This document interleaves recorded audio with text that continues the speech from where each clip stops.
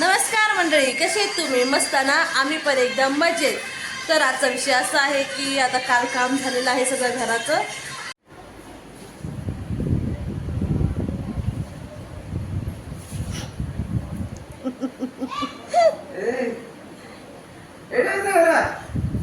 बघितलं भूत बघा, आमच्या घरातला भूत.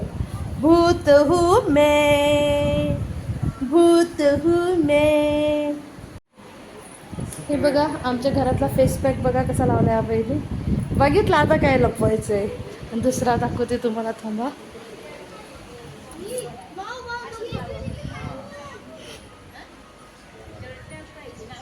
हा दुसरा फेस पॅक निघतोय बघा कसा. फिरायला जायचंय म्हणून ह्यांचं फेस पॅक आता निघालंय. खाणं पिणं करून दुपारचं सगळं आवरून आता आम्ही निघालेलो आहोत फिरायला. मुंबईला नाही, मुंबईला उद्या निघणार आहे. आता आम्ही निघालो फिरायला. बघताय ना सगळेजण इथे तयार आहेत.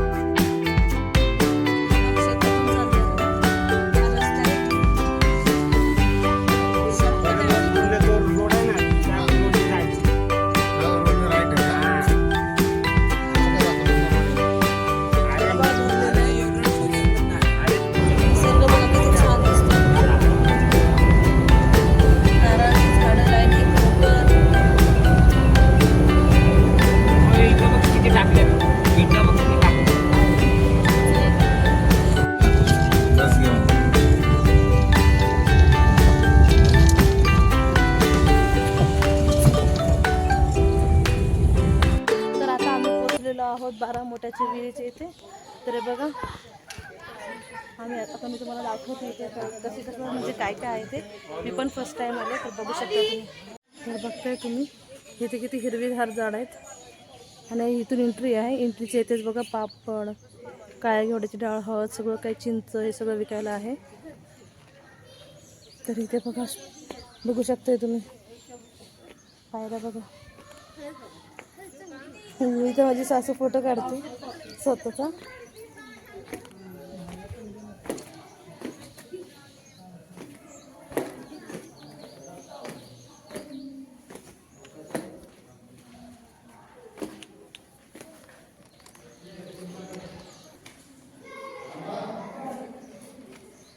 बघा वरती बघा कसं कोरीव काम केलेलं आहे हे.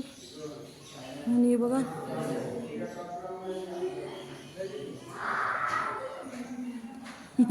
सिद्धू तिथे नाचताना दिसतोय.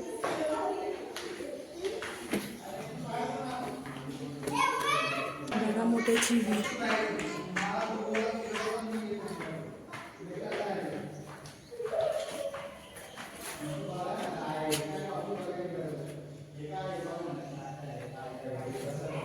वरून झाला जागा आहे. आता टॉर्च लावली, बरोबर टॉर्च लावली. अंधार आहे इथे भरपूर. ह्या भुयारा मागतो आपण.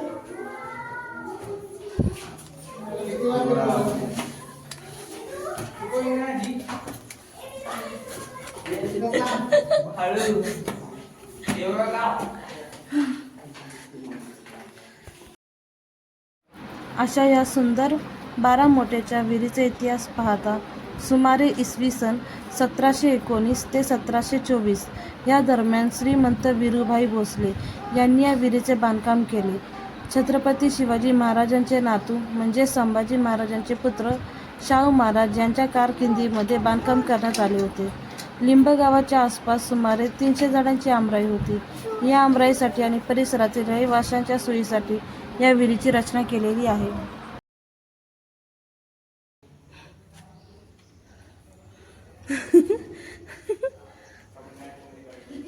बघा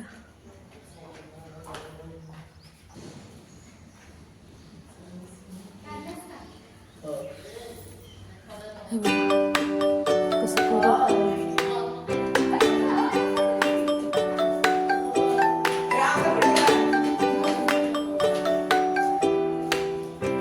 हे बघ इथे फोटो काढायसाठी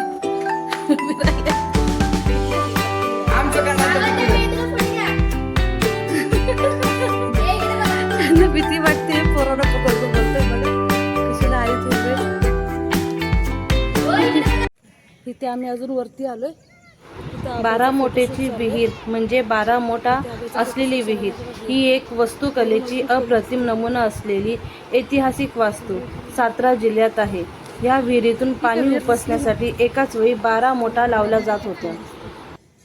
पाणी कसलं निळसर दिसतंय. पाणी एकदम निळं निळं दिसतंय. असं नाही की म्हणजे घाण हिरवं पण दिसत नाही. बघा निळं पाणी दिसतंय.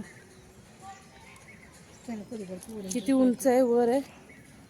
आम्ही इथून आलो ह्या रस्त्यातून. आता बघा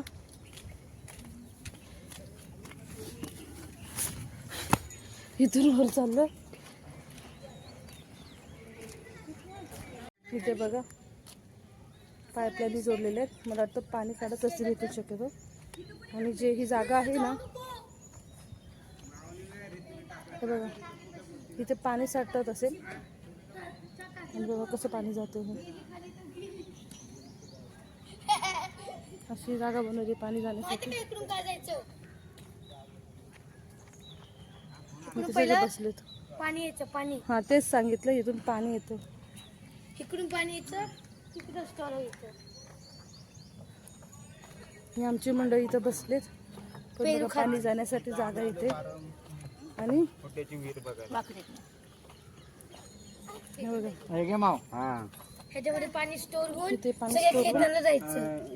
तिथं काका आई आणि पापू कारण सगळं नॉलेज तात्याने दिलंय. हा ना इकडून शेत होतं हा आणि इकडून सगळं शेताला पाणी भेटायचं म्हणून ह्याला 12 मोठीची विहीर म्हणतात. विहिरीच्या चोर वाटातून वर आले की आपल्याला 12 मोठाची जागा आणि दरबाराची सिंहासनाची जागा बघायला मिळते. याच जागेवरती बसून राजे न्याय निवाडा करायचे.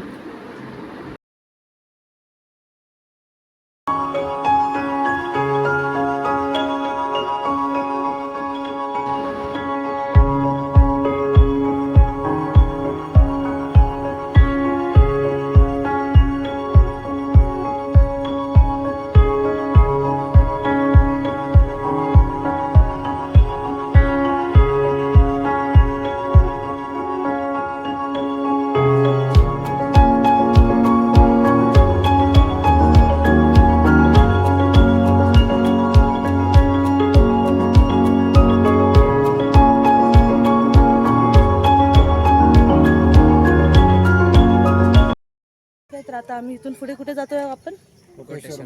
कोटेश्वर मंदिरला आता आम्ही जातोय. तर भीती खूप वाटते ह्या विहिरीच्या जवळ येऊन. पाय लटपटत होते माझे म्हणून जास्त जवळ गेली नाही, लांबूनच बघितलं. तर आता कोटेश्वर मंदिराच्या इथे जाऊया चला. हे बघा इथून आम्ही आंब्यात घेतले. चिंच बघून तोंडाला पाणी सुटते. हे बघा इथं वडाचं झाड आहे. किती मोठं झाड आहे. मागे बसलाय. चला आता निघालो आम्ही. आणि ही 20 रुपयाची हळद घेतली आम्ही. 30 रुपयाला देतात पण 20 रुपयाला घेतली आंबे हळद. तर समोरून बघा एन मोक्याला बरोबर बैलगाडी आलेली आहे. अबे दाखव.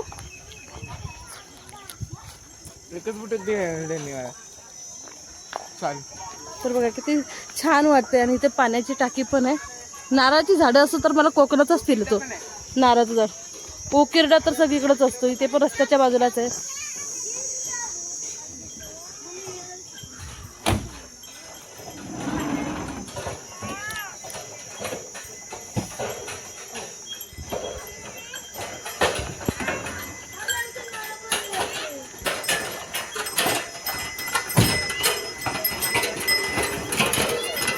गावचं फील खरंच बघा.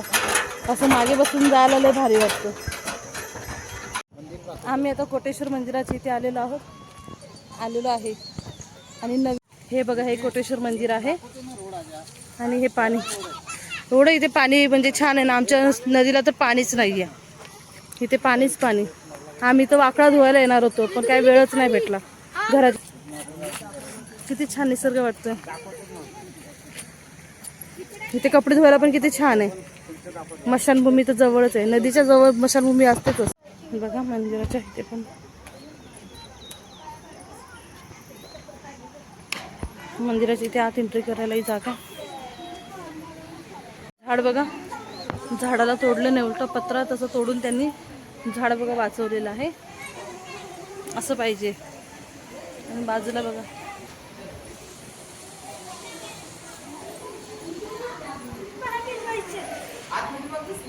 इथं मंदिर आहे. आपण इथे पाय धुवून आलाय. इथं वेदूचे पाय धुतले. तिथं अंकल खेळवतोय माऊला. चिव पाय धु.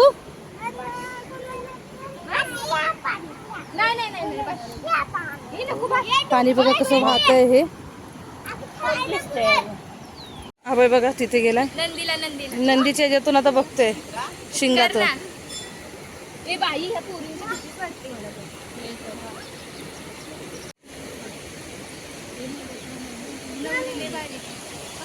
इथे बघा तर बघा कसं वाटतंय बघा. पाणी वाहतच आहे इथे सगळं.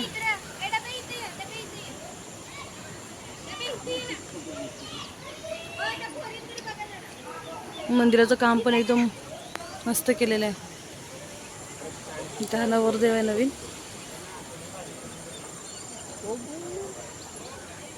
इथं पाय धुवून सगळी मंदिरात दर्शन घ्यायला निघाल्यात. हे मंदिर आहे. मंदिराच्या परिसरात असं खूप जुनं झाड आहे. हे प्राचीन काळी मंदिर आहे. हे मंदिर आनंदी आहे मंदिराच्या पुढे. आणि हे मंदिर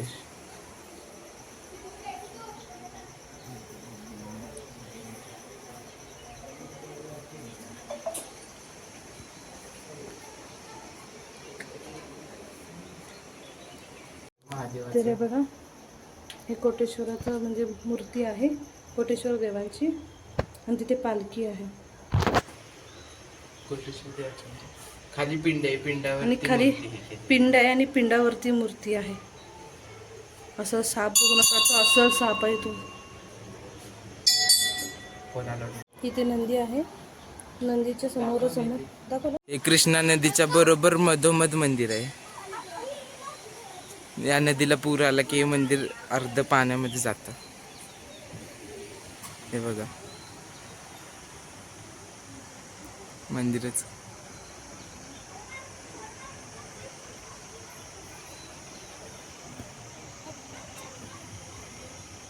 हे मंदिर आहे. मंदिराच्या बाहेर मोठं पटांगण आहे आणि बाकडं म्हाताऱ्यांना इव्हिनिंग टाइमला बसण्यासाठी. मला माहिती आहे का, पिंकीचा विजय असं सिरियल आहे बघा, त्या सिरियलमध्ये हाच रोड यूज केला आहे. हीच ती जागा आहे जिथे स्टार्टिंगचं शूट, जेव्हा पिंकी इथे उभी असते, युवराज आणि त्याचा पप्पा गाडीवरून येतात, तो हाच रोड आहे बघा.